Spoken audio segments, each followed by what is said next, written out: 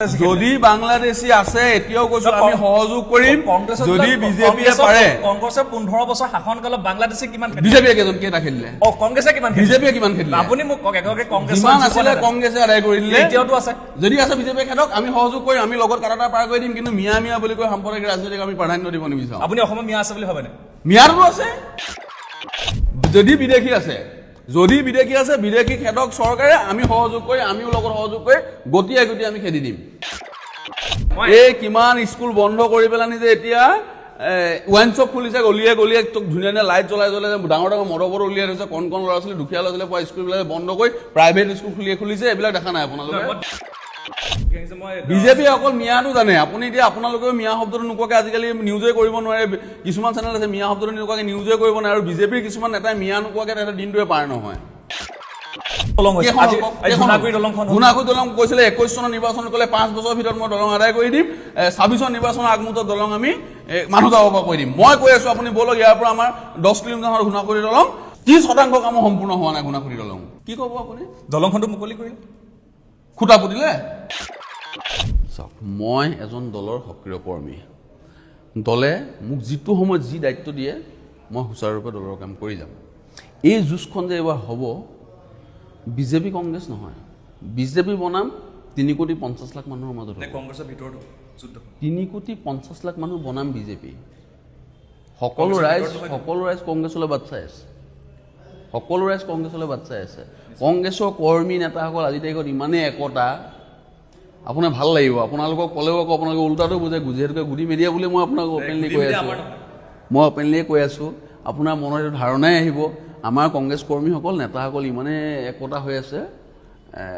26ত বিজেপিক উফৰাই পেলাব আৰু মোক যেতিয়া দলে কাম দিব মই সেইটো কামেই কৰি গৈ আছোঁ যদি মোক দলে প্ৰাৰ্থিত্ব আগবঢ়ালে প্ৰাৰ্থিত্ব দিয়ে আৰু মই প্ৰাৰ্থিত্ব আগবঢ়াম মই আপোনাক উত্তৰটো ইয়াতে আছে যে যুঁজখন বিজেপি বনাম 3 কোটি 50 লাখ মানুহৰ মাজত হ'ব নমস্কাৰ বাইদেউসকলে চাবলৈ আৰম্ভ কৰিছে নৰ্থ ইষ্টৰ বিশেষ অনুষ্ঠান ৰণাংগন আৰু মই শৰৎ গায়ন আজি আমাৰ মাজত উপস্থিত আছে লখিমপুৰ বিধানসভা সমষ্টিৰ এগৰাকী কংগ্ৰেছ দলৰ টিকট প্ৰত্যাশী প্ৰাৰ্থী তথা কংগ্ৰেছৰ যুৱ নেতা ৰাতুল বৰা পোনপ্ৰথমে নৰ্থ ইষ্ট ভিউ ৰণাংগনলৈ আপোনাক স্বাগতম জনাইছোঁ ধন্যবাদ নিৰ্বাচন সমাগত আৰু বেছিদিন নাই টিকট ঘোষণা হ'বই ইতিমধ্যে টিকটৰ কাৰণে দাখিল কৰিছে নমিনেশ্যন দাখিল কৰিছে মই পোনপ্ৰথমে সুধিম আপোনাক কথা বহুত আছে জানিবলগীয়া প্ৰথমতে সুধিব বিচাৰিম ৰাজনীতিলৈ কেতিয়া অহা হৈছিলে চাওক মই ছাত্ৰ জীৱনৰ পৰাই মই যেতিয়া উচ্চতৰ মাধ্যমিকত পঢ়ি আছিলোঁ তেতিয়া মই জেনেৰেল ছেক্ৰেটাৰী হৈছিলোঁ NSUৰ পৰা মহাবিদ্যালয়ত যেতিয়া আছোঁ তেতিয়া মই সাধাৰণ সম্পাদক হৈছোঁ তাৰ পৰা মই NSUI কৰিছোঁ যুৱ কংগ্ৰেছ কৰিছোঁ ব্লক কংগ্ৰেছতো কৰিলোঁ মই 16 চনৰ পৰা জিলা কংগ্ৰেছৰ সম্পাদক তাৰপিছত মই 4 বছৰ সাধাৰণ সম্পাদক তাৰপিছত মই সন্মানীয় প্ৰাক্তন সভাপতি ভূপেন কুমাৰ বৰা ডাঙৰীয়াৰ নেতৃত্বত মোক অসম প্ৰদেশ কংগ্ৰেছ কমিটিৰ মেডিয়া পেনেল হিচাপে নিযুক্তি দিলে তাৰপিছত আকৌ পুনৰবাৰ বৰ্তমানৰ সন্মানীয় সভাপতি গৌৰৱ গগৈ ডাঙৰীয়াৰ নেতৃত্বত মোক আকৌ অসম প্ৰদেশ কংগ্ৰেছ কমিটিৰ মেডিয়া পেনেল হিচাপে দায়িত্ব দিছে কংগ্ৰেছ দল কিয় বাছি লোৱা হৈছিলে কংগ্ৰেছ দললৈ কিয় আহিলে বিজেপি আছিলে বেলেগ আছিলে কংগ্ৰেছ দল কংগ্ৰেছটো আদৰ্শটো আপুনি মানিবই লাগিব যিহেতুকে মোৰ পৰিয়ালটোৱে কংগ্ৰেছী পৰিয়াল ভাৰত স্বাধীন কৰা এটা দল আৰু উন্নয়নৰ ক্ষেত্ৰত যিটো দিশাহাৰা সদায় বজাই ৰাখিছিলে সেই দলটোৱে আছিলে কংগ্ৰেছ দল যিটো দলে সাম্প্ৰদায়িক নকৰে হিন্দু মুছলিমক ভেদাভেদ নকৰে শংকৰাজনৰ দেশ হৈ জীয়াই থাকিবলৈ দিয়ে অসমত শংকৰাজনৰ দেশ হয় জানো 100% শংকৰ মাধৱৰ নহয় শংকৰাজনৰ শংকৰ মাধৱ কিয় কিয় শংকৰ থাকিলে মাধৱ থাকিব শংকৰ মাধৱ কেলে শংকৰ য'ত আছে মাধৱ শংকৰ আপুনি যেতিয়া প্ৰাৰ্থনা আজান ভৰি কেতিয়া আহিছিলে আপোনাক মই কৈছোঁ আপুনি যেতিয়া প্ৰাৰ্থনা গায় আপুনি প্ৰাৰ্থনা গালে শংকৰ শংকৰ বুলি নাগায় শংকৰ মাধৱ বুলি গায় শংকৰৰ লগত মাধৱ আছে আজান ফকীৰ কেতিয়া আহিছিলে আপুনি শংকৰ আজান বুলি কোৱাৰ পাৰ্থক্য কি আছে শংকৰ মাধৱ আজান ফকীৰ কেনেকে শংকৰ আজান বুলি কোৱাৰ ডিফাৰেন্সটো ক'ত আছে আজান ফকীৰ হ'ল কেনেকে মই আপোনাক কৈ আছোঁ না আপুনি শংকৰ আজান বুলি কোৱাৰ পাৰ্থক্যটো ক'ত আছে মোক সেইটো বুজাই দিয়ক কিয় পাৰ্থক্য আছে সাম্প্ৰদায়িক ৰাজনীতি নকৰিব আপোনালোকে সংবাদদাতাবিলাকে বুদ্ধি মেডিয়া হ'ব নিবিচাৰিব একচুৱেলি মই নৰ্থ ইষ্ট ভিউটো মই অন্ততঃ সাম্প্ৰদায়িক নকৰিব বুলি ভাবিছিলোঁ এটা জনসাধাৰণৰ চেনেল বুলি ভাবিছিলোঁ আপোনালোকে আৰম্ভণিতে সাম্প্ৰদায়িকটো আৰম্ভ কৰি দিছে আপোনালোকে শংকৰ মাধৱটো কিয় আনে শংকৰ আপুনি যেতিয়া প্ৰাৰ্থনা গাইছিলে শংকৰ মাধৱ বুলি আমি প্ৰাৰ্থনাই গাওঁ আমি প্ৰাৰ্থনা শংকৰ আজান বুলি নাগাওঁ নহয় সেইটো শংকৰ আজানৰ দেশখন বুলি কৈছে আপুনি কিতাপত কি পঢ়িছিলে শংকৰ আজানৰ দেশে আজান ফকী কেতিয়া আহিছিলে আজান ফকী চনটো আপুনি জানে নিশ্চয় আজান ফকীৰ আহিছিলে পিছত শংকৰ মাধৱ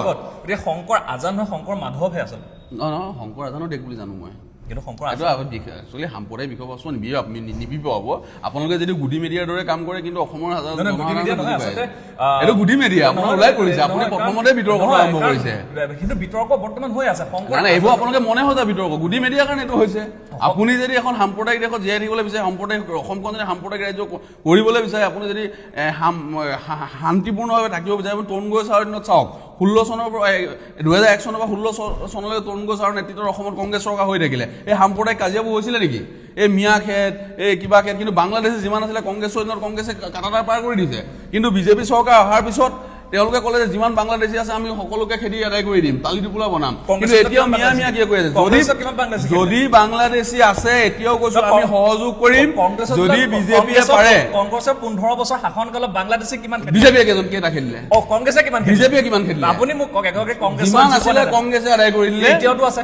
যদি আছে বিজেপিয়ে খেদক আমি সহযোগ কৰিম আমি লগত কাটাতাৰ পাৰ কৰি দিম কিন্তু মিয়া বুলি কৈ সাম্প্ৰদায়িক ৰাজনীতিক আমি প্ৰাধান্য দিব নিবিচাৰো আপুনি অসমত মিয়া আছে বুলি ভাবেনে মিয়াৰো আছে মিয়া কিমান আছিল আছে মিয়াৰো আছে কংগ্ৰেছে কিয় খেদিব নিদিলে 15 মিয়াৰো বছৰ আছে মিয়া খেদাৰ ৰাজনীতি আমাক নালাগে যদি বিদেশী আছে বিদেশী খেদক চৰকাৰে আমি সহযোগ কৰি আমিও লগত সহযোগ কৰি গতিয়াই আমি খেদি দিম কিন্তু কংগ্ৰেছৰ 15 বছৰ মিয়াটো আছে অসমত কংগ্ৰেছে 15 বছৰ শাসন কৰিলে স্বাধীনোত্তৰ কালৰ পৰা শাসন কৰিছে 15 বছৰ শাসন কৰি আছিল স্বাধীন কৰা দল কংগ্ৰেছ স্বাধীন কৰিছে মানি লৈছো এটা 15 বছৰ শাসন আছিলে তাৰপিছত বিজেপি আহিল কিন্তু 15 বছৰ শাসন কালত কংগ্ৰেছে কিমান মিয়া বাংলাদেশী খেদিব পাৰিলে বিজেপিয়ে কিমান খেদিলে মোক কওকচোন বিজেপিটো বহুত কংগ্ৰেছে খেদি আদায় কৰিলে বিজেপিয়ে মনে সজা কিছুমান কৰি আছে এতিয়া মিয়া ৰাজনীতিয়ে কৰি আছে তেওঁলোকে সাম্প্ৰদায়িক ৰাজনীতিয়ে কৰি আছে আৰু এইটোতো তেওঁলোকে বাংলাদেশী বুলি কোৱাই নাই মিয়া কৈ আছে কংগ্ৰেছৰ দিনতো বাংলাদেশী খেদি কাটাতাৰ পাৰ কৰিলে ডিটেনশ্যন কেম্প কৰি আহিলে সেইখিনিতো সামাজিক মাধ্যমত দেখিবলৈ পোৱা গৈছে বহু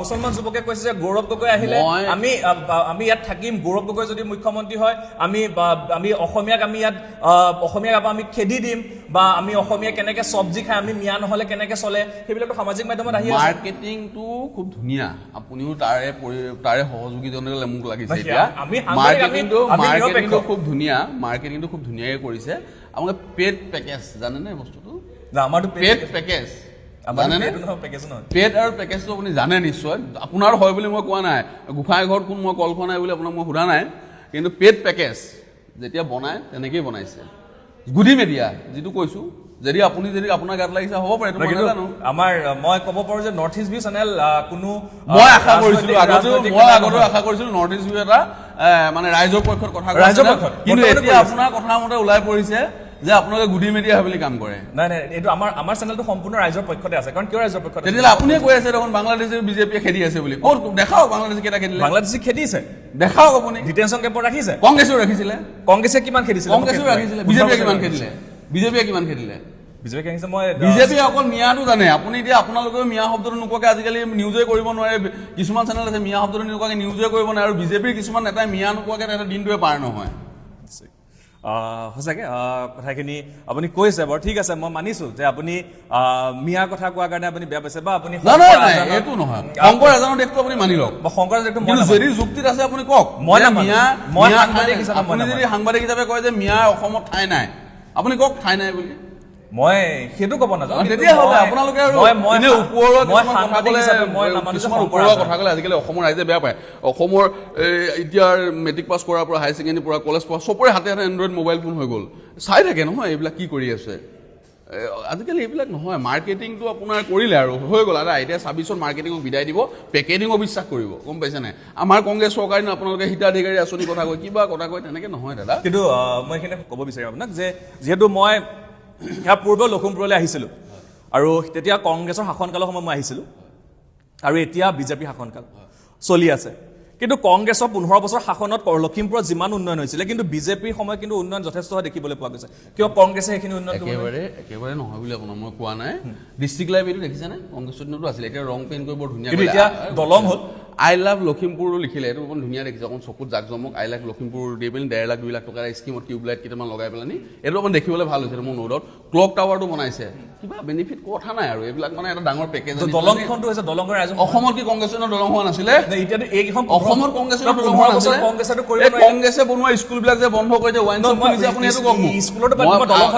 আপোনালোকে কংগ্ৰেছে কৰাটো নকয় আৰু বিজেপিয়ে কৰাটো। এই কিমান স্কুল বন্ধ কৰি পেলানি যে এতিয়া ৱাইন শ্বপ খুলিছে গলিয়ে গলিয়ে, ধুনীয়া ধুনীয়া লাইট জ্বলাই জ্বলাই ডাঙৰ ডাঙৰ মদবৰ উলিয়াই থৈছে, কণ কণ ল'ৰা ছোৱালী দুখীয়া ল'ৰা ছোৱালী পোৱা স্কুলবিলাক বন্ধ কৰি প্ৰাইভেট স্কুল খুলিছে, এইবিলাক দেখা নাই আপোনালোকে? মই দলঙৰ কথালৈ আহিছো। মই কংগ্ৰেছৰ দলং হোৱা নাছিলে নেকি? কিন্তু এতিয়া যিখন দলং হৈছে ধুনাগুৰি দলংখন, ধুনাগুৰি দলং কৈছিলে 21 চনৰ নিৰ্বাচন ক'লে 5 বছৰৰ ভিতৰত মই দলং আদায় কৰি দিম, 26 নিৰ্বাচনৰ আগমুহূৰ্তত দলং আমি মানুহ যাব পৰা কৰি দিম। মই কৈ আছো আপুনি বলক, ইয়াৰ পৰা আমাৰ 10 কিলোমিটাৰ ধুনাগুৰি দলং 30% কাম সম্পূৰ্ণ হোৱা নাই। ধুনাগুৰি দলং কি ক'ব আপুনি? দলংখনটো মুকলি কৰিলে, খুটা পুতিলে বুলি এতিয়া মাজুলী যোৰহাটৰ দলং আজি কংগ্ৰেছে ইমান বছৰ শাসন কৰিলে, এবাৰতো নাভাবিলে মাজুলী যোৰহাটৰ দলং এখন হ'ব লাগে বুলি। কি কৰিলে? আজি লখিমপুৰেদি গুৱাহাটীৰ পৰা লখিমপুৰ হৈ মাজুলীলৈকে বাছ যাব পৰা হ'ল, কংগ্ৰেছৰ সময়তো পৰা নাছিলে। কংগ্ৰেছৰ দিনত পৰা নাছিলে। কংগ্ৰেছে সেইটো সময়ত আমাৰ সামূহিকভাৱে কামখিনি কৰি আছিলে। যেতিয়া 15 বছৰ তৰুণ গগৈ ছাৰৰ চৰকাৰ আছিলে, মাত্ৰ 10,000 কোটি টকা ধাৰ কৰিহে নিয়মিতভাৱে কামখিনি মানে শান্তিকে ৰাখি কম মূল্যত বস্তু দি, আজি চাওক আপুনি 1,77,000 কোটি টকা বিজেপি চৰকাৰে ধাৰ কৰিলে। কিন্তু ধাৰ কৰাৰ কামো কৰিছে। গেছৰ চিলিণ্ডাৰ আপুনি 460 টকাত কিনিছিলে কংগ্ৰেছৰ দিনত, আজি হ'ল গুৱাহাটীত। কংগ্ৰেছৰ দিনত হোৱা নাছিলে নেকি? এতিয়া বেছি হ'ল। ধাৰটো কি হ'ল? আজি যে জন্ম হোৱা বাচ্ছাটোৰ মূৰত যে 50,000 টকা ধাৰ হৈ আছে।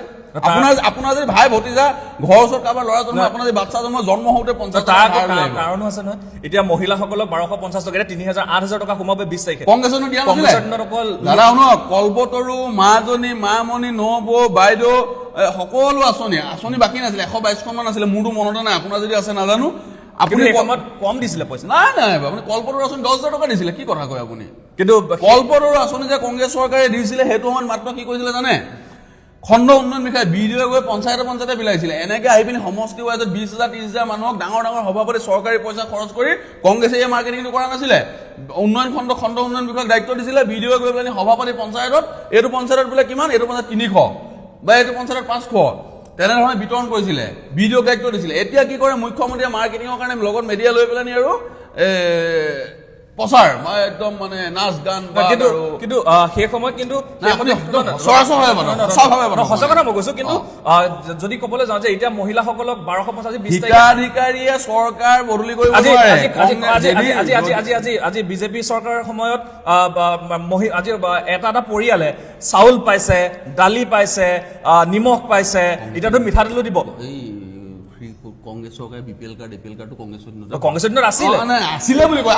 কংগ্ৰেছ চৰকাৰ আছিলে, এতিয়া নাই নহয়। সেইটোৱেতো এতিয়াতো কিন্তু তেতিয়া নাভাবিলে, তেতিয়া অকল লুঙি ধুতি সেইখিনিহে চলি আছিলে, সূতা বিলাইছিলে। ধুতি বেয়া পায় নেকি? ধুতিখন বেয়া পোৱা আপোনালোকে ধুতিখন বেয়া পোৱা কথা নহয়। কেলে ক'লে ধুতিখন দিয়া হৈছিলে ন? কিয় দি দিব ধুতিখন? এতিয়া তাতকে বেছিকে পাইছে। আমি নাম ঘৰলৈ গ'লে ধুতি পিন্ধি যাওঁ। সেইটো হয়, আপুনি মানে অসমীয়াকো গালি পায়? অসমীয়াক মই গালি পৰা নাই, কিন্তু এতিয়া যিটো অভিযোগ উত্থাপন হৈছে কংগ্ৰেছৰ ধুতি দিয়ে, সূতা লৈ আমাৰ গাঁৱৰ বোৱাৰী ছোৱালীবিলাকে বহাগৰ বিহুৰ আগত যিখন গামোচা উলিয়াই, আজিৰ তাৰিখত বিজেপি চৰকাৰ অহাৰ পিছত আপুনি বোৱা গামোচা এখন নাপায়। অসমীয়া ধ্বংস কৰিব বিচাৰিছে বিজেপি চৰকাৰ অহাৰ পিছত, অসমীয়া আদায় কৰিব বিচাৰিছে বিজেপি। আপুনি উত্থাপন কৰিলে নহ'ব। আপুনি এজন শিক্ষিত মানুহ হিচাপে অকল সংবাদদাতা বুলি নাভাবিব বা বুদ্ধি মিডিয়া বুলি আপুনি নাভাবিব। আপুনি এজন সংবাদকৰ্মী, সচেতন যুৱক হিচাপে ভাবক। কংগ্ৰেছ চৰকাৰ থাকোঁতে কল্পতৰু, মাজনী, মামণি, নবৌ, নবোৱাৰী কিমান আঁচনি দিছিলে। এতিয়া আপুনি কি চিনি পায় আঁচনি মোক কওকচোন? বিজেপিৰ দিনত 5খন আঁচনি মোক বিজেপিৰ দিনত এতিয়া কিন্তু বিজেপিৰ 5খন আঁচনি আপুনি মই যদি কওঁ যুৱকসকলৰ কাৰণে কিন্তু বিজেপি চৰকাৰে কিন্তু ভাল কৰিছে বুলি এইটো কথা মই ক'ব লাগিব। আজি উদ্যমিতা আঁচনি উলিয়ালে, বাবু আঁচনি, মাইনা আঁচনি কংগ্ৰেছৰ দিনত আছিল নেকি? সম্পূৰ্ণ আছিলে। কল্পতৰু আঁচনিটো আপুনি নাজানে চাগে, সেইটো কল্পতৰুলৈ মই নাই যোৱা। আজি শিক্ষাৰ্থীসকলৰ কাৰণে কিবা আঁচনি উলিয়াইছিল পঢ়িবৰ কাৰণে? চাইকেল যে দিছিলে, কম্পিউটাৰ লেপটপ যে দিছিলে কংগ্ৰেছে। মই পঢ়া ক্ষেত্ৰত সুধিছো। চাইকেল দিছিলে, স্কুললৈ যাবলৈ দিছিলে, কম্পিউটাৰ লেপটপ দিছিলে, কম্পিউটাৰ কিন্তু ফ্ৰী কিতাপ দিছিলে। কম্পিউটাৰ কিন্তু পিছলে কম্পিউটাৰ নিদিলে, কিন্তু পিছলে টেবলেট বিজেপি চৰকাৰ অহাৰ পিছত কৰিছে। বিজেপি চৰকাৰ দাদা আপুনি পাহৰিছে, না তাৰপিছত আনন্দৰাম বৰুৱা এৱাৰ্ডটা আছিলে হয় তাৰপিছত সেই কম্পিউটাৰ ডেস্ক যি কৰিছে কংগ্ৰেছে কৰিছে বিজেপিয়ে মাত্ৰ মডিফাই কৰি পিনি অকমান তাতে প্ৰলেপ আনি দিয়ে কিন্তু এইকেইটা আঁচনি বিজেপি আদৰ্শবিলাক অলপ অলপ কপি কৰে পঢ়িবলৈ কিন্তু পইচা বিজেপি দিছে এতিয়া পঢ়িবলৈ পইচা বিজেপি দিছে কেনেকে দিছে মই আজি এইটো বাবু আঁচনি মাইনা আঁচনি মাইনা আঁচনি বাবু আঁচনি দিছে ন হয়তো আমি গম পোৱা নাই কিন্তু কৰা নাই চাগে মাৰ্কেটিংটো কৰা নাই চাগে আপোনালোকৰ মিডিয়াবিলাক এইটো ক্ষেত্ৰত পিছ পৰি আছে অলপ আগুৱাই যাব সেইটো অলপ এডভাৰটাইজটো কৰি দিব ভাল হ'ব নিশ্চয়কৈ আৰু কথা আছে মই আপোনাক সুধিব বিচাৰিম গৌৰৱ গগৈৰ কথা সুধিব বিচাৰিম মই গৌৰৱ গগৈ পাকিস্তান লিংক কি ক'ব গৌৰৱ গগৈ পাকিস্তানী এজেণ্ট বুলি গোটেইখন ওলাই গৈছে চাওক হওক সিদিনাখনি হিমন্ত বিশ্ব শৰ্মা ডাঙৰীয়াই ইণ্টাৰনেশ্যনেলৰ পৰা মিডিয়া আনিলে আমি শুনা পাইছোঁ আৰু ফ্লাইটত নিছে ভালকৈ ৰাখিছে আহি পিনি এটা flop show' mega flop show' এটা প্ৰেছ মিট দিলে ফ্লপ শ্ব' বুলি আপুনি সম্পূৰ্ণ ক'ব নোৱাৰে কাৰণ গৌৰৱ গগৈ ডাঙৰীয়া যিটো কথা কৈছে যে মই 10 ছেপ্টেম্বৰত যে দিম বুলি ক'লে ৰৈ যে 6 মাহৰ পিছত দিলে কি মনে সাজি ল'লে চব বনাই ল'লে কিন্তু সেই ক্ষেত্ৰত কিন্তু গৌৰৱ গগৈও সম্পূৰ্ণ কথা কিন্তু চালেবৰীয়া কোৱা কথা কোৱা দেখিবলৈ পোৱা গৈছিলে যিখন সংবাদমেল হৈছিলে সেই সংবাদমেলত কিন্তু বাছি গৌৰৱ গগৈ হতাশ হোৱা নাই কিন্তু সংবাদমেলখনত মুখ্যমন্ত্ৰী ডাঙৰীয়া হতাশ হৈছে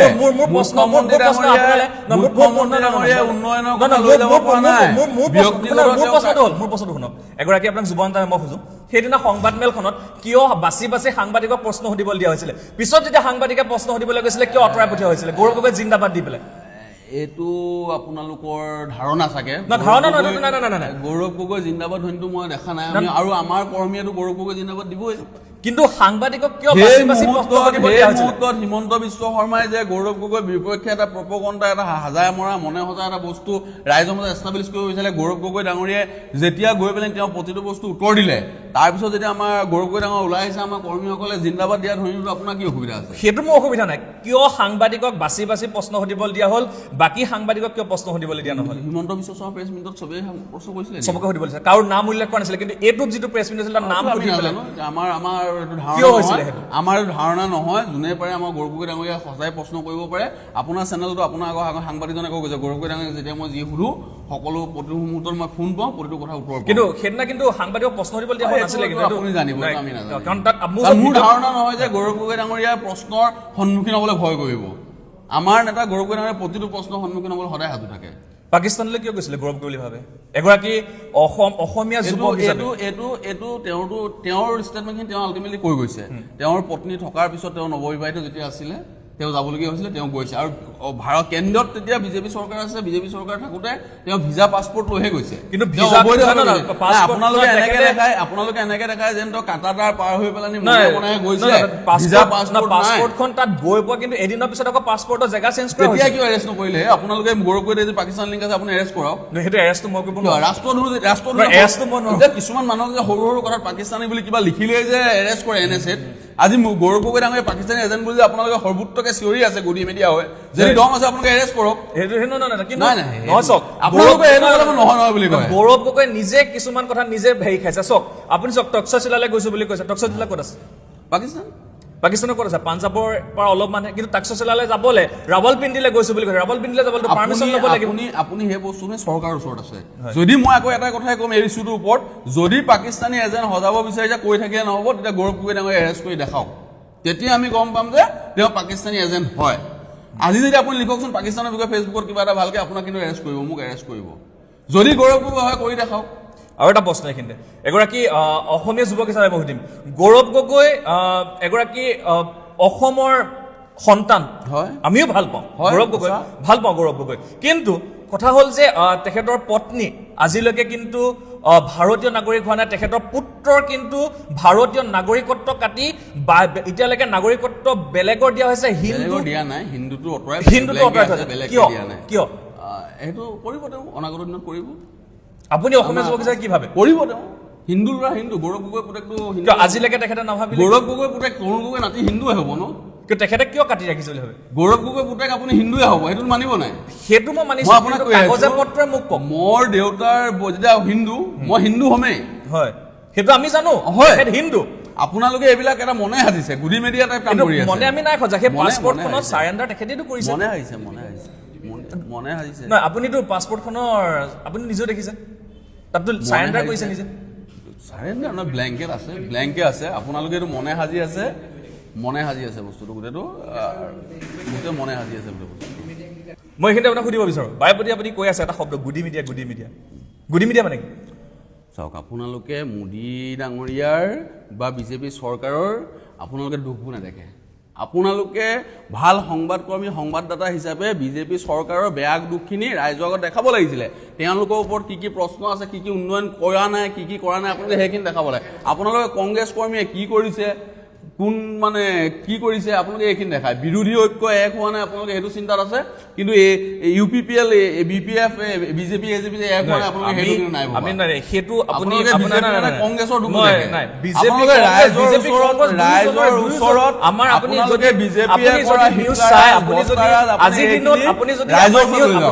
আপোনাৰ নৰ্থ ইষ্ট ভিউ চেনেলটো খুলি পেলাই চাই আপুনি তাত দেখিব যে কংগ্ৰেছক বিজেপি মই মুখ্যমন্ত্ৰী হিমন্ত বিশ্ব শৰ্মাক লৈ সমালোচনা কৰিছো। যদি মুখ্যমন্ত্ৰী হিমন্ত বিশ্ব শৰ্মাই বেয়া কাম কৰিছে, যদি মুখ্যমন্ত্ৰী হিমন্ত বিশ্ব শৰ্মাই যদি ভুল কৰিছে, সমালোচনা কৰিছো। মই নক'ব যে মই নাই কৰা, মই কৰিছো।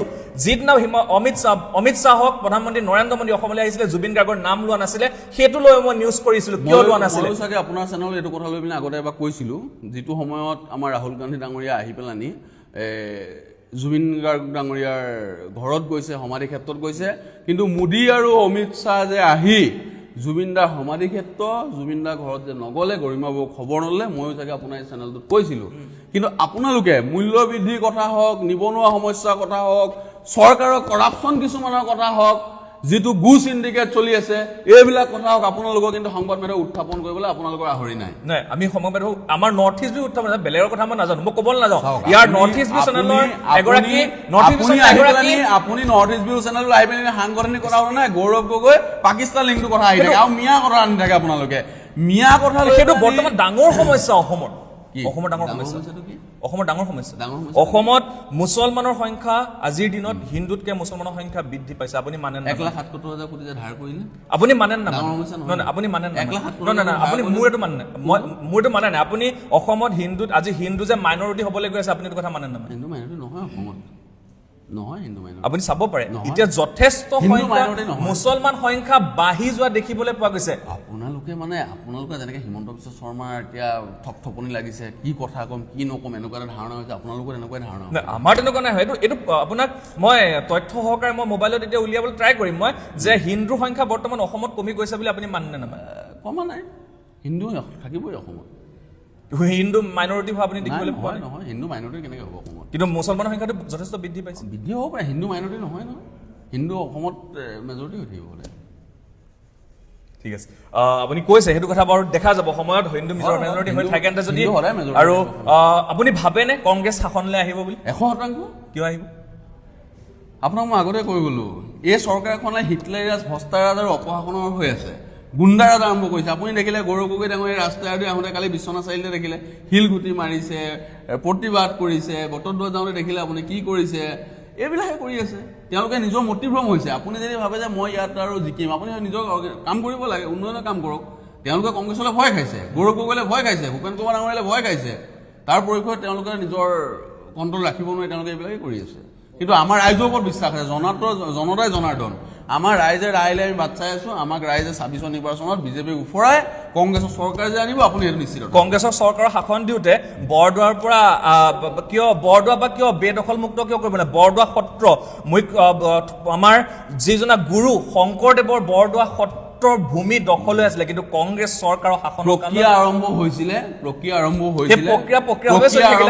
কিন্তু এতিয়া আৰু এখন সত্ৰ, কিন্তু বৰদোৱাৰ আৰু এখন সত্ৰ, কিন্তু এতিয়াও কিন্তু খুটাটো কোনোবাই ধৰক পুতিলে, আপোনালোকৰ বেলেগ এখন তাৰপিছত চৰকাৰ আহিলে, কামটো চেংচন হোৱাৰ পিছত আৰম্ভ কৰি বনাই দিলে, আপুনি সেই চৰকাৰখনক ক'বনে আপুনি চেংচন কৰাটো কথা ক'ব?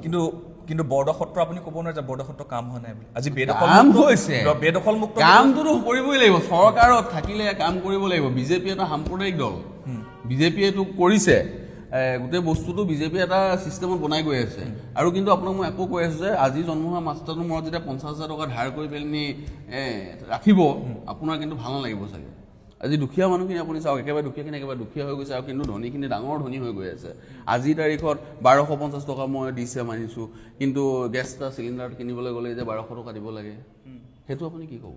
মই কৈ আছোঁ যে আপুনি হিতাধিকাৰী বিজেপি চৰকাৰে দিয়ক, 3,000 দিয়ক, এইটো কি কয় অৰুণোদয় আঁচনি, কিন্তু 1250 টকাত একো নাপায় নহয় আজিকালি।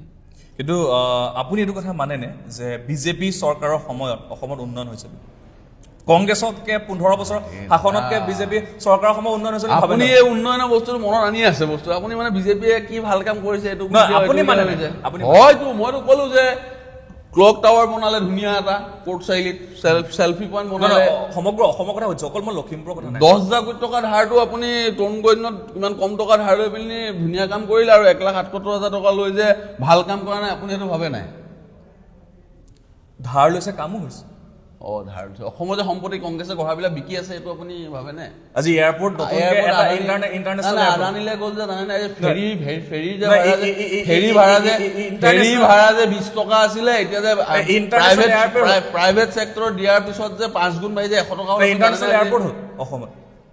এয়াৰপৰ্টৰ মাজতে কি অৱস্থা হৈছিল? এতিয়া মাজুলী নতুন এয়াৰপৰ্ট হ'বলৈ গৈ আছে। ইণ্ডিগো এয়াৰপৰ্ট কি হৈছিল অৱস্থা? এতিয়া মাজুলীৰ এয়াৰপৰ্ট, ইণ্ডিগো এয়াৰপৰ্টৰ অৱস্থা কি হৈছে? মাজুলীৰ এয়াৰপৰ্ট হ'বলৈ গৈ আছে। কংগ্ৰেছৰ দিনতো যোৰহাট, মাজুলী, লখিমপুৰ চব এয়াৰপৰ্ট কংগ্ৰেছৰ দিনতে হোৱা, এতিয়া নতুনকে কৰিব নেকি? মাজুলীৰ এয়াৰপৰ্ট নতুনকে কৰিব, মাজুলীত ইবুক চব কংগ্ৰেছে কৰি থলে অসমত, 2-এটা জেগা বাকী আছে কৰিব বিজেপি। কিন্তু শুনা নাছিলো কংগ্ৰেছৰ সময়ত যে এয়াৰপৰ্ট কংগ্ৰেছ কৰিছে বুলি নাজানে? এয়াৰপৰ্ট মাজুলীত নহয়, অসমত যিমান এয়াৰপৰ্ট আছে কংগ্ৰেছৰ দিনত হোৱা, বাকী এতিয়া মাজুলীত কৰিব।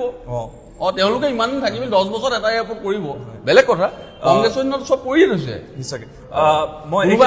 কোনোবা এখন সমষ্টিত কৰিব আৰু এটা। মই এইখিনি এটা কথা সুধিম, আমি শুভেচ্ছা জনাইছো তেওঁলোকক এইটো কামত। গৌৰৱ গগৈ, দেৱব্ৰত শইকীয়া, ভূপেন বৰা, ৰিপুণ বৰা, 4জনৰ মই নাম উল্লেখ কৰিছোঁ, আৰু বহু আছে। তাৰ মাজত কিয় মুখ্যমন্ত্ৰী আসনখনৰ কাৰণে প্ৰতিগৰাকীয়ে লাগি থকা দেখিবলৈ পোৱা গৈছে?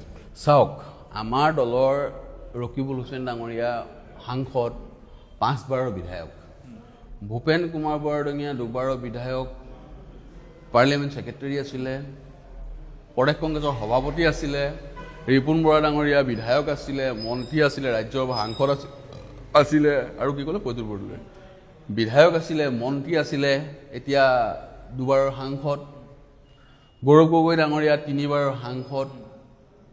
আমি নেতাহে চিনি পাওঁ, আমাৰ দলৰ গোটেইকেইজন নেতাই সক্ৰিয়ভাৱে দলৰ হৈ কাম কৰি আছে। এই যে আপুনি যে কৈছে মুখ্যমন্ত্ৰীৰ কাৰণে চিন্তা কৰি আছে, এইটো আপোনালোকৰ মনে সজায়। এতিয়া আমাৰ গোটেই কৰ্মীসকলে বা নেতাসকলে ভাবিছে বিজেপিক ওপৰোৱা চিন্তা। আপোনালোকে কংগ্ৰেছৰ ভিতৰত কি আছে আপোনালোকে মনেৰে ভাবি লয়, আৰু বিজেপিৰ যে হিমন্ত বিশ্ব শৰ্মা যে জনজাতিৰ এজন মুখ্যমন্ত্ৰী, সৰ্বানন্দ সোণোৱালক যে অঁতৰাই নিজে গাদীখন ল'লে, সেইটো হ'লে দেখা নাই? এজন জনজাতীয় মুখ্যমন্ত্ৰী সোণোৱাল উপাধি, তেওঁক অঁতৰাই পেলাই তেওঁ যে গাদীখন ল'লে আপোনালোকে দেখা নাই? কিন্তু এইখিনিতে এটা ডাঙৰ প্ৰশ্ন হয়, 21ৰ নিৰ্বাচনত যে বিজেপি অসমত চৰকাৰ আহিলে, সৰ্বানন্দ সোণোৱাল মুখ্যমন্ত্ৰী হ'ব বুলি, এজন জনজাতীয় মুখ্যমন্ত্ৰী হ'ব বুলিয়ে 21ত বিজেপিক ভোট দিয়া চৰকাৰ আহিলে। হিমন্ত বিশ্ব শৰ্মা মুখ্যমন্ত্ৰীৰ কাৰণে ভোট দিয়া নাই, এইটো আপুনি কিন্তু জানি থওক। আজি এটা ডাঙৰ প্ৰশ্ন, কংগ্ৰেছৰ ভিতৰ চৰাৰ খবৰ, কংগ্ৰেছৰ যে অন্তঃকণ্ডল হওক বা আনসমূহ হওক, এইসমূহ খবৰ কেনেকৈ বিজেপিয়ে পায় বুলি ভাবে? কোন আছে কংগ্ৰেছৰ এনেকুৱা এজন ব্যক্তি যিজন ব্যক্তিয়ে বিজেপিৰ মুখ্যমন্ত্ৰী হিমন্ত বিশ্ব শৰ্মাক প্ৰতিটো খবৰ দিয়ে? ইতিমধ্যে আমাৰ যিসকলে হিমন্ত বিশ্ব শৰ্মাক খবৰ দিছিলে সেইসকলে আমাৰ দলৰ পৰা ওলাই গুচি গ'ল। এতিয়াতো খবৰ পাই আছে, সেইদিনা বিৰিয়ানী খাইছে তাত, সেইটো খবৰো পাইছে। হোটেল এখনত কোনোবাই বিৰিয়ানী খালে খবৰ পোৱাটো সৰু কথা, হোটেল এখনতো বাথৰুমত বা বেডৰুমত কৰা কাম নহয় নহয় খবৰ নাপাবলৈ। হোটেলত খাইছে আৰু খবৰটো পাবই দাদা। মই যদি বাটৰ হোটেলখন ভাত খাই থাকো, ৰাস্তাত 10টাই দেখি গৈছে। মাজতে আৰু এটা হৈছিলে যে কংগ্ৰেছৰ ভিতৰুৱা এখন মিটিং হৈছে, ৰাহুল গান্ধী আহিছিলে, এখন দলীয় বৈঠক হৈছিলে, গোপনীয় বৈঠক। সেই বৈঠকত কি কথা হৈছিলে, কিন্তু সেই কথা কিন্তু পূৰ্বে মুখ্যমন্ত্ৰী হিমন্ত বিশ্ব শৰ্মাই গম পাইছে, কথা নাপাতোতে গম পাইছে ন, তাত ভিতৰত চলি থাকোতে তাৰ পৰা খবৰ মনৰ ধাৰণা এটা কৰি লয়, মানে কি কথা পাতিব। আপুনি যদি মোৰ ঘৰলৈ মইতো আপোনাক কম, দাদা ভালে আছে, ঘৰত ভাল আপোনাৰ, খাই যাব চাহ ভাত, বা আপুনি মোৰ ঘৰত গ'লে মই মাছ মাংস আনি মেলি কম খুৱামেই, যদি 2-4 ঘণ্টা টকাকৈ যায়। তেতিয়া মই যদি 20 মিনিটৰ কাৰণে আমুকৰ ঘৰলৈ গৈছিলে, তাত মাছ ভাত খাই আহিছে, মাংস আনিছিলে, এইগুলোতো কথা পাতিলে, এইবোৰ মনে ধাৰণা। নিশ্চয়কৈ অনুষ্ঠান দীঘলীয়া নকৰোঁ, এটা কথা লাষ্ট সুধিম, যদি টিকেট পায় কংগ্ৰেছৰ পৰা, টিকট পালে, তেতিয়া আপোনাৰ প্ৰথম কাম কি হ'ব লখিমপুৰবাসীৰ কাৰণে, আপোনাৰ সমষ্টিবাসীৰ কাৰণে? চাওক, মই এজন দলৰ সক্ৰিয় কৰ্মী, দলে মোক যিটো সময়ত যি দায়িত্ব দিয়ে মই সুচাৰুৰূপে দলৰ কাম কৰি যাম। এই যুঁজখন যে এইবাৰ হ'ব, বিজেপি কংগ্ৰেছ নহয়, বিজেপি বনাম 3,50,00,000 মানুহৰ মাজত, কংগ্ৰেছৰ ভিতৰত 3,50,00,000 মানুহ বনাম বিজেপি। সকলো ৰাইজ কংগ্ৰেছলৈ বাট চাই আছে। সকলো ৰাইজ কংগ্ৰেছলৈ বাট চাই আছে।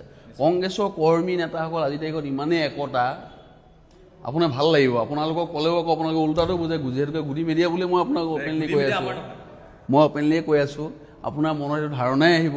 আমাৰ কংগ্ৰেছ কৰ্মীসকল নেতাসকল ইমানে একতা হৈ আছে, 26ত বিজেপিক উফৰাই পেলাব। আৰু মোক যেতিয়া দলে কাম দিব মই সেইটো কামেই কৰি গৈ আছোঁ। যদি মোক দলে প্ৰাৰ্থিত্ব আগবঢ়ালে প্ৰাৰ্থিত্ব দিয়ে আৰু মই প্ৰাৰ্থিত্ব আগবঢ়াম। মই আপোনাক উত্তৰটো ইয়াতে আছে যে যুঁজখন বিজেপি বনাম 3,50,00,000 মানুহৰ মাজত হ'ব। নমস্কাৰ। প্ৰথমতে আপোনালোকে এই ভিডিঅ'টো চাই লওকচোন, তাৰপিছত মই দুটামান কথা ক'ম আপোনালোকক, আপোনালোকে ভালকৈ শুনিব আৰু পাৰিলে আপোনালোকে শ্বেয়াৰ। ফাষ্ট ট্ৰেক কোৰ্ট মই কৰি দিম, আপত্তি নাই, কিন্তু জামিন হলে মোক দোষ নিদিম। দুৰ্বল নে শক্তিশালী সেইটোতো জাজেহে ক'ব। এইবিলাক কথা আগতে আলোচনা হয় নেকি যে চাৰ্জশ্বিট দুৰ্বল শক্তিশালী, জামিন হৈ যাব, ইলেকশ্যনৰ পিছত জামিন হৈ যাব? ভিডিঅ'টো চালে আৰু ইয়াত অসমৰ মুখ্যমন্ত্ৰীগৰাকীয়ে কৈছে যে ফাষ্ট ট্ৰেক আদালত মই দিম, দোষীয়ে জামিন পালে মোক দোষ নিদিব। অসমৰ এগৰাকী মুখ্যমন্ত্ৰী, এগৰাকী অধিবক্তাই এনেকুৱা ধৰণৰ মন্তব্য কিয় দিব পৰা হ'ল? সেইদিনা অসমৰ মুখ্যমন্ত্ৰীগৰাকীয়ে এটা মন্তব্য দিছিলে যে মই নাথাকালে কেতিয়াবাই জামিন পালেহেঁতেন। জামিন নোপোৱাটো ন্যায় নহয়, চাৰ্জশ্বিট দাখিল কৰাটোৱে ন্যায় নহয়।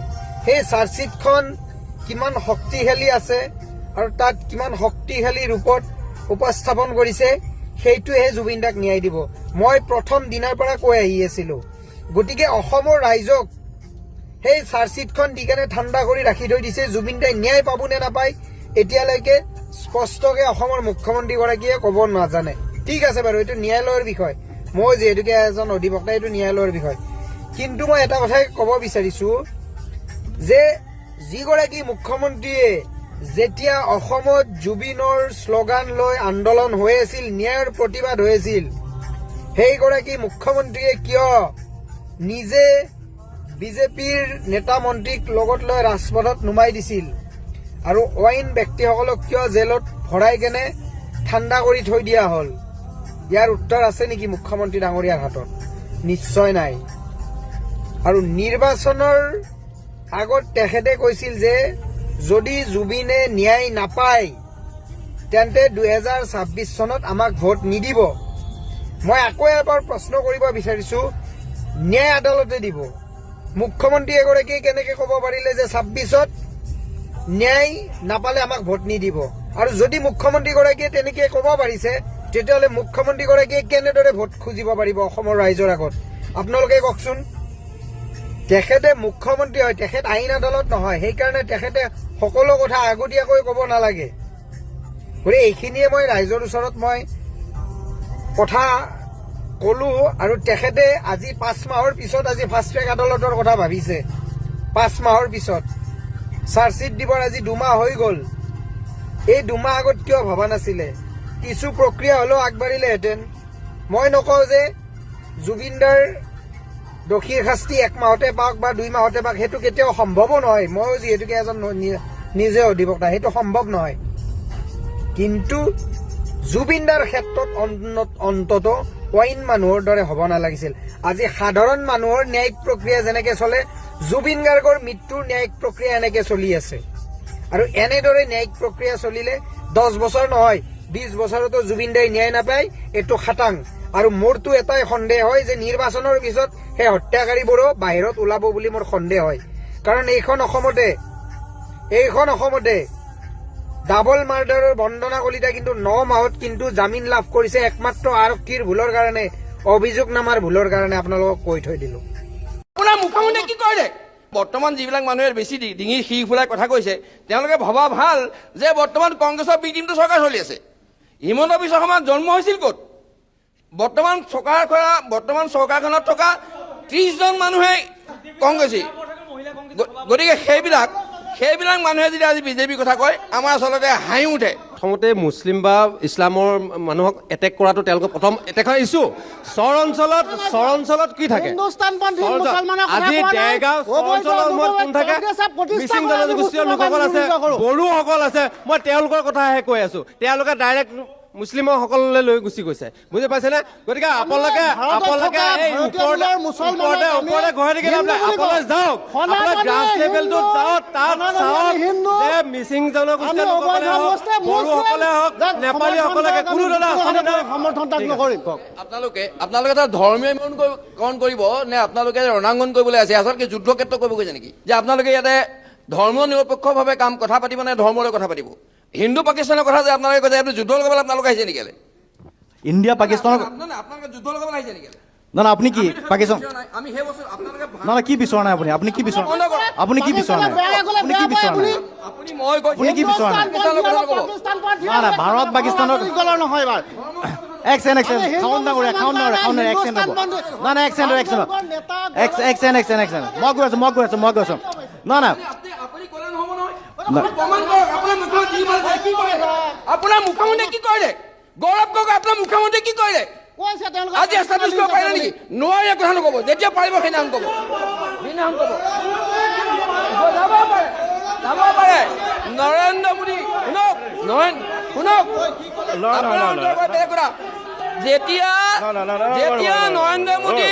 যেতিয়া নৰেন্দ্ৰ মোদী গুজৰাটৰ মুখ্যমন্ত্ৰী অনুদান লৈছিলে কথাটো কেনি গ'ল বিজেপিয়ে কেতিয়াও মুছলিম বিৰোধী নহয় জেগাত থাকক বিজেপি কেতিয়াও মুছলিম বিৰোধী নহয় কিছুমান অবৈধ বাংলাদেশীয়ে বিৰোধী মুছলিম বিৰোধী বিজেপি নহয় হওক তাৰ পিছত ক'ব আমি হিন্দু মুছলমানৰ বিৰোধী নহয় আমি মিয়া মুছলমানৰ বিৰোধী এক্সেন বহি লওক বহক মানে কি হয় এতিয়া বৰ্তমান আমাৰ মিত্ৰজোঁট চৰকাৰৰ বিন্দাস আছে হাতৰ যিবোৰ মানুহ আছে সেইসকলক যদি কেনেবাকৈ চৰৰ কথা কয় যিসকল বাংলাদেশী মিয়া তেখেতলোকৰ কথা কওঁতে তেখেত গা জ্বলি আহে প্ৰকৃততে যে আকৌ পুনৰবাৰ যে অসমত NDA চৰকাৰ 100% খাটাং ডেৰগাঁও সমষ্টিত কোনে পায় এইটো মতলব নাই কিন্তু NDA হিচাপে যদি বিজেপি টিকেট পায় আমি বিজেপি সহায় কৰিম আৰু যদি আমি AGP পায় AGP সহায় কৰিব কিন্তু অতি দুখৰ বিষয় এইজনে যিটো চৰৰ কথা কৈছিলে সেইটো বাংলাদেশী মিয়াৰ কথাই কৈছিলে কিন্তু কংগ্ৰেছৰ লোকসকলে সেইটো এটা ডাঙৰ বস্তু বুলি ভাবে তেখেতলোক নহ'লে যে উশাহ নিশাহ ল'বলৈ টান হ'ব তেনেকুৱা বুলি ভাবে কংগ্ৰেছৰ লোকসকলে না সেই কথাটো মই কৈছোঁ আপোনাক আপুনি কাজিয়া লগোৱাৰ কথা কৈছে পাকিস্তানৰ কথা কোৱাৰ লগে লগে ধৰ্মৰ কথাটো হৈ নপৰে এটা অভিযোগ দিছে আপুনি উত্তৰ দিব পাৰে কিন্তু পাকিস্তান বুলি ক'লে এই কথাটো আমি নাপাতিমে তেনেকুৱা কথাটো নহয় সেই কথাটো গৌৰৱ গগৈ ডাঙৰীয়াকো আমি কৈ আছিলোঁ যে অভিযোগ দিছে অভিযোগৰ উত্তৰ দিয়ক কথা কৈছে ইয়াত সনাতন ধৰ্মৰ কথাটো ক'ব আহিলে সনাতনী কি প্ৰসংগ নাই কথাটো ক'ব আহিলে সনাতনী আমি হিন্দু ৰাষ্ট্ৰ না সনাতনী কথাটো শুনক সংবিধানখনক মই সংবিধানৰ বাহিৰ কথা কৈছোঁ ক'বলৈ কিয় বেয়া পাম না সংবিধানৰ বাহিৰৰ কোনেও কথা কোৱা নাই সংবিধানৰ বাহিৰৰ কোনেও কথা কোৱা নাই কেলে নাই কোৱা কি কৈছে সনাতন ধৰ্ম নিৰপেক্ষ দেশখনত কিয় কৰে সনাতনী কথা 1983 চনত মহামান্য সংবিধানে ভাৰতৰ মহাসংবিধান নামানে নেকি শব্দ নাছিলে ইন্দিৰা ধৰ্ম নিৰপেক্ষ মানে না ঠিক আছে আমি ধৰ্ম নিৰপেক্ষতাৰ ওপৰতে কথা পাতিম সংবিধানৰ ওপৰতে কথা পাতিম সেই বুলি কোনোবা যদি হিন্দু বুলি কয় কোনোবা যদি মুছলমান বুলি কয় সেইটো সংবিধান বিৰোধী শব্দ নহয়তো সেইটো হয় জানো সংবিধান বিৰোধী শব্দ হিন্দু বা মুছলমান শব্দটো সংবিধান বিৰোধী নহয় ব্যৱহাৰ কৰিব পাৰে আপুনি গৌৰৱ গগৈ পাকিস্তানলৈ 10 বাৰ কেলে গৈছিলে পাকিস্তানলৈ কেনেকৈ 10 বাৰ গৈছিলে মোক সুধি কিবা লাভ আছে নেকি আপুনি চাওক আপোনালোকৰ যিজন মুখ্যমন্ত্ৰী আপুনি মুখ্যমন্ত্ৰী সোধক মুখ্যমন্ত্ৰীয়ে উত্তৰ দিয়ক না এইটো আপোনাক সোধা নাই কোনেও আপোনাক কৈ আছে মুখ্যমন্ত্ৰীয়ে কৰিব নহয় মুখ্যমন্ত্ৰীজন তেওঁলোকৰহে আছে চৰকাৰ কাৰ চলি আছে কোনে SIT দিছে তেওঁ নিয়া নাই জানো ইয়াৰ মাজত কথা ক'বলৈ কি আছে তেওঁ কৈছে কেলে গৈছিলে তেওঁ উত্তৰটো তেওঁ সোধক মুখ্যমন্ত্ৰীয়ে সুধিব কেইবাৰ গ'ল মোক সুধিবলৈ কি কথাটো আছে আজি কোনোবাজন মানুহে ৰাজনৈতিকভাৱে কোনোবা দলক সমৰ্থন কৰা ইয়াৰ অৰ্থটো নুবুজায় যেন সেই কথাটো তেওঁ চব জানে সেই কথাটোতো নহয় কিন্তু কথা আছে কি এখন চৰকাৰ চলি আছে আৰু বৰ্তমান যিবিলাক মানুহে বেছি ডিঙি শিৰ ফুলাই কথা কৈছে তেওঁলোকে ভবা ভাল যে বৰ্তমান কংগ্ৰেছৰ বি টিমটো চৰকাৰ চলি আছে হিমন্ত বিশ্ব শৰ্মাৰ জন্ম হৈছিল ক'ত বৰ্তমান চৰকাৰখনত থকা 30জন মানুহে কংগ্ৰেছী গতিকে সেইবিলাক মানুহে যদি আজি বিজেপিৰ কথা কয় আমাৰ আচলতে হাঁহি উঠে বিজেপিৰ কৰ্মকৰ্তা এজনে ক'লে যে ইয়াতে পাকিস্তানপন্থী আৰু হিন্দুস্তানপন্থী মাজত ইলেকশ্যন হ'ব মই তেখেতলোকক এটা পৰামৰ্শ দিছোঁ আমাৰ ফালৰ পৰাই তেওঁলোকে হোম ডিপাৰ্টমেণ্টটো তেওঁলোকে চলাই আছে হোম ডিপাৰ্টমেণ্টটোত কওক যিখিনি পাকিস্তানপন্থী মানুহ আছে আমি ছাত্ৰ মুক্তি সংগ্ৰাম সমিতিও নিবিচাৰোঁ তেওঁলোকক ইয়াৰ পৰা ইলেকশ্যন খেলিব নোৱাৰা ব্যৱস্থাটো কৰক আৰু তেওঁলোকক পাকিস্তানত খেলি দিয়ক আৰু দ্বিতীয় কথাটো হৈ গ'ল যে ইয়াতে AGPয়ে পাব নে বিজেপিয়ে পাব এই কথাটো অলপ আলোচনা হৈ আছে মই কৈছোঁ যে ৰাৱণ আৰু কুম্ভকৰ্ণৰ মাজত কোনটো ভাল বুলি যি বাচিবলৈ দিয়ে কোনো বাচিব নোৱাৰে আৰু বিজেপি গভৰ্ণমেণ্টখন অহাৰ পৰা আচলতে মই আজি এটা কথা আৰু হাঁহি উঠিছে, একেটা চেনেলৰে একেটা টক শ্ব'তে এনেকুৱা আমি যোৱা বছৰো বহিছিলোঁ। সেই যোৱা বছৰৰ সময়তো একেটা কথাই কৈছিলোঁ যে ভৱেন ভৰালীৰ কেৱল মাত্ৰ ইয়াত দুটা সময়তে দেখা যায়।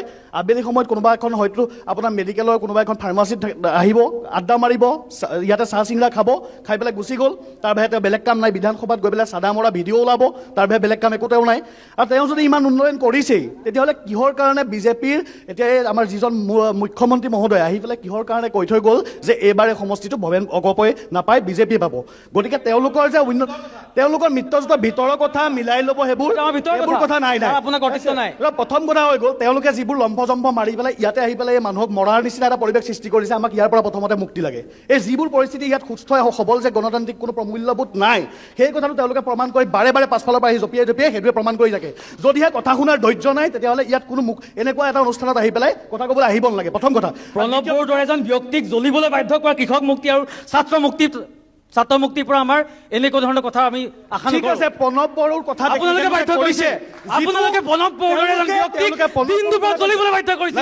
আপোনালোকৰ পৰা আমাৰ আপোনালোকৰ অখিল গগৈয়ে এই প্ৰৱণতা অসমৰ অখিল গগৈ আৰম্ভ কৰিছে।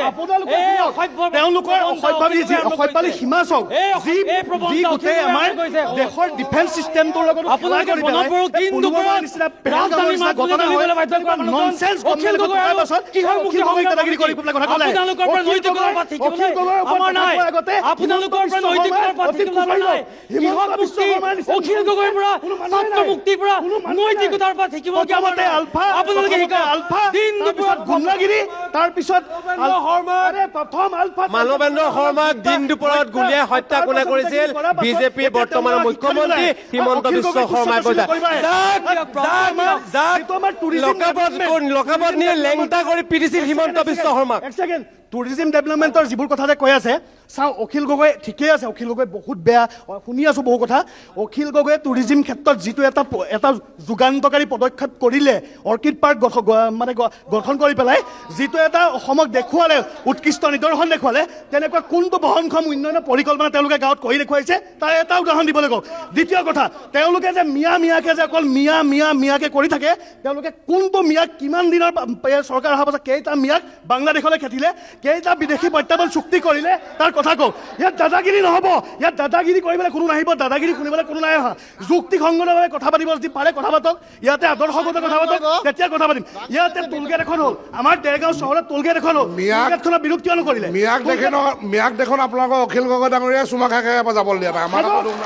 তেওঁলোকৰ এই কথাত টুলুঙা মন্তব্যটোৱে এইটোৱে প্ৰমাণ কৰিছে যে তেওঁলোকৰ CM, তেওঁলোকৰ গৃহবিভাগ ইমানেই দুৰ্বল যে অখিল গগৈ থকাৰ পাছত বিদেশীক ৰাখি থব পাৰিছে, তেওঁলোকে খেদিব পৰা নাই। ইমানে টুলুঙা মন্তব্য। এখেতলোকে ইলেকশ্যন খেলি পেলাই দেশৰ উন্নয়ন কৰিব। ইলেকশ্যন আমিয়ে জিকিম, NDA চৰকাৰ হ'ব। আৰু আপোনালোকে অখিল গগৈ ডাঙৰীয়াক সুধিব, অখিল গগৈ ডাঙৰীয়াক এটা কথা সুধিব, বোকাখাটত যিখন অৰ্কিড উদ্যান চৰকাৰে কৰিছে, সেই ঠিকাদাৰজনক কোনে পইচা ডিমাণ্ড দিছে আপোনালোকে অখিল গগৈ ডাঙৰীয়াক সুধিব। আপুনি ক'ব পাৰিব নেকি? কমিশনৰ কাম কৰি ইয়াত বহি থকা বিজেপিৰ কিমান মানুহৰ পইচা ফচি আছে? এটা সময়ত আমিও কণ্ট্ৰেক্টৰ আছিলো, FCIত কাম কৰিছিলো। অখিল গগৈ ডাঙৰীয়াই মোক ডিমাণ্ড দিয়া মোৰ নিজে প্ৰমাণ, এনেকে কথা মুখত কথা আছে, ফটো আছে। ঠিক আছে, দাদা আপুনি জ্যেষ্ঠ, শুনক, ক'বলৈ দিয়া। এজন কণ্ট্ৰেক্টৰক পইচা বুজি পাইছো, ক'বলৈ দিয়া। বিশ্ব শৰ্মাৰ নিচিনাকে আলফা হৈ পেলাই পইচা ডিমাণ্ড কৰিব নাই। মই ক'বলৈ দিয়া যে প্ৰমাণসহ, চিঠিসহ, ফটোসহ আছে, ভদ্ৰতাৰ খাতিৰত ৰিলিজ নাই কৰা। ঠিক আছে। হিমন্ত বিশ্ব শৰ্মা মুখ্যমন্ত্ৰী আলফাৰ পইচা দাবী কৰা মানুহ। সূতা কম্বলৰ আঁচনি আৰম্ভ কৰিছিলে কংগ্ৰেছে, তেওঁলোকে তাতকৈ বেছি আঁচনিয়ে আৰম্ভ কৰিব নোৱাৰে। আঁচনি বুলি ক'বলৈ গ'লে আমি সকলোজন ব্যক্তি চৰকাৰৰ পৰা বেনিফিটেড, প্ৰতিজন ব্যক্তি।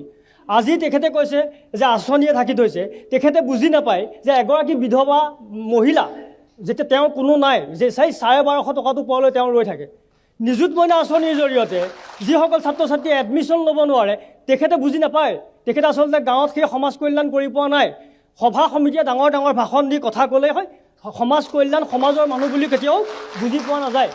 সেইসকল ব্যক্তিয়ে বুজি নাপায়, যিসকল ব্যক্তিয়ে সৰুৰ পৰা এই অভাৱ অনুভৱ কৰি অহা নাই সেইসকল ব্যক্তিয়ে এই আঁচনিৰ গুৰুত্ব কিমান তেওঁলোকে কিন্তু বুজি নাপায় আঁচনি কংগ্ৰেছে আৰম্ভ কৰিছিলে এই কথাটো কয় সেইটো উদাহৰণ কিন্তু দিয়ে এটা কথা ব্যক্তিগতভাৱে আক্ৰমণ কৰিবলৈ কাকো দিয়া হোৱা নাই কোনে সভাত ডাঙৰ কথা কয় কথা কোনো অনুচিত আপুনি কথাটো উঠাই লওক ব্যক্তিগতভাৱে কাকো আক্ৰমণ কৰিবলৈ দিয়া হোৱা নাই ইয়াত কোৱা হৈছে ইয়াতে ব্যক্তিগতভাৱে কাকো কোৱা হোৱা নাই ব্যক্তিগতভাৱে কোৱা হোৱা নাই যিহেতু আপুনি কংগ্ৰেছৰ পৰা প্ৰতিনিধিত্ব কৰিছে আপুনি এটা ৰাজনৈতিক দলৰ পৰা প্ৰতিনিধিত্ব কৰিছে সেইকাৰণে এইটো ব্যক্তিগত বুলি ভাবি নহয় আপোনাৰ আপুনি ডাঙৰ ডাঙৰ কথা আৰম্ভ কৰিলে প্ৰমাণ যিহেতু এতিয়া আজি অসমৰ এতিয়া মই কৈছো আঁচনি কংগ্ৰেছে দিছিলে কংগ্ৰেছে আঁচনি দিছিলে সূতা দিছিলে কি ক'বলৈ দিছিলে সূতা দিছিলে তাত বৈ পেলাই গামোচা উৎপাদন কৰি বিক্ৰীবৰ কাৰণে দিছিলে কিমান গামোচা বিক্ৰী কৰিছিলে কিমান ইউনিট আছিলে বহুত গামোচা বিক্ৰী কৰিছিলে সেই দালালসকলে কিমান সূতা বিক্ৰী কৰি ভাগ ভাগ কৰি দিছিলে আজি এটা কথা আৰু সমীক্ষাটো আপুনি দি দিয়ক আপোনালোকে বেছি কথা নকব এতিয়া বৰ্তমান কম্বল কি আঁচনি কাৰণে দিছিলে কংগ্ৰেছ চৰকাৰখনে চলি আছে বৰ্তমান দেশত কংগ্ৰেছ চৰকাৰ চলি আছে কংগ্ৰেছৰ পৰা যোৱা দলৰ মানুহখিনি আজি বিজেপি কৰি আছে আজি কংগ্ৰেছৰ এই কথাটো আজিৰ তাৰিখত চৰ্চা আপুনি যিটো কথা কৈছে ভূপেন বৰা দলৰ এগৰাকী শক্তিশালী নেতা আছিল এতিয়া ভূপেন বৰাও গৈ বিজেপিত যোগদান কৰিলে গতিকে ক্ষতি হৈছে নে আপোনালোক দুৰ্বল হৈছে নে সেইভাৱে নে মহাসমুদ্ৰ এবাল্টি পানী উলিয়াই লৈ গ'লে কিবা ক্ষতি হ'ব নেকি এখন মহাসমুদ্ৰ বা এবাল্টি পানী যদি কোনোবাই লৈ যায় কিবা ক্ষতি হ'ব নেকি কংগ্ৰেছ হ'ল মহাসাগৰ বা এবাল্টি পানী লৈ গ'ল কি হ'ল তাত একো হানি নহয় আচলতে নহয় কোনো ক্ষতি নহয় এইখিনিতে মই ৰ'ব নোৱাৰি পেলাইহে কৈছোঁ আচলতে ক'ব নালাগে ওপৰতে তেখেতে আজিৰ পৰা 15-20 বছৰ আগতে আছে মহাসাগৰ তেতিয়া আছিলে এতিয়া এটা শুকান জুৰি হ'ল সেই জুৰিটোৰ পানী খাল পাতে পুহি নাইকিয়া কৰি পেলালে এই যিখিনি মানুহে সেইখিনি কথা কৈ আছিলে সেইখিনি মানুহে কালি তাতে কামুৰি আছিলে আজি যিখিনি মানুহে যিটো কামুৰি আছে সেইখিনি মানুহে তাতে কামুৰিছে কংগ্ৰেছতে আজি সেই সময়ত কামুৰি আছিলে সেইবিলাকে সেইটোতে কামুৰি আছিলে আজি এইপিনে দেখিছক জিলিকা বস্তু সোণ নহয় আপোনালোকে ভুল নকৰিব জিলিকা বস্তু সোণ নহয় সোণৰ যিটো ৰূপ আছে সি নিজৰ বস্তুখিনি নিজে বজাই ৰাখিব পাৰে মানে আমি বুজি পালো যে কংগ্ৰেছত চব সোণেই আছে ৰাইজৰ দলৰ এগৰাকী প্ৰতিনিধি আছে আচলতে এইটো কথাটো মই আচলতে চাওক জিলিকা বস্তু সোণ নহয় এইটো এটা উদাহৰণ এইটো এটা প্ৰবচন চলি থকা এটা বস্তু কিন্তু জিলিকি থকা আছে জিলিকি থকা লুটি পুতি খাই পেলাই কিছুমান ব্যক্তি কংগ্ৰেছত জিলিকি আছে সেইসকল প্ৰকৃততে সোণ নহয়